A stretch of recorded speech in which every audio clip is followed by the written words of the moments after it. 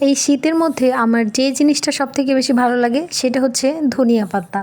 তরকারিতে ধনিয়া পাতা না দিলে মনে হয় যে কি যেন মিসিং, তরকারি খেতে মনে হয় ভালোই লাগে না। তো আমার মতো কে কে ধনিয়া পাতা সংরক্ষণ করেন সেটা একটু আমার সাথে শেয়ার করবেন কমেন্ট সেকশনে। তো যাই হোক, দেখতেই পাচ্ছেন আমি কিন্তু কিছু ধনিয়া পাতা নিয়ে নিয়েছি আর এগুলো হচ্ছে গোড়াটা ছাড়িয়ে নিচ্ছি।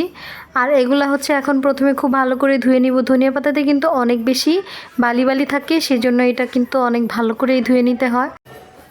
তো আমি কিন্তু অফ ক্যামেরাতে অনেক ভালো করে ধুয়ে নিয়েছি, সেটা আমি ভিডিওতে শো করাইনি।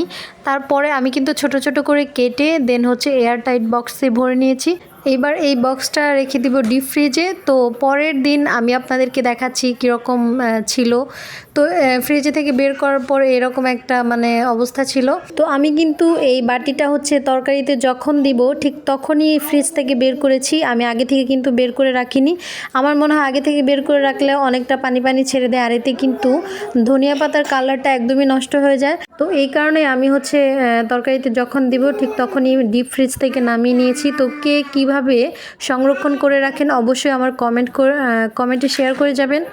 তো যাই হোক, ভিডিওটি এই পর্যন্তই। যদি ভিডিওটি ভালো লাগে অবশ্যই একটা শেয়ার করে দিবেন। সবাই ভালো থাকবেন। আল্লাহ হাফিজ।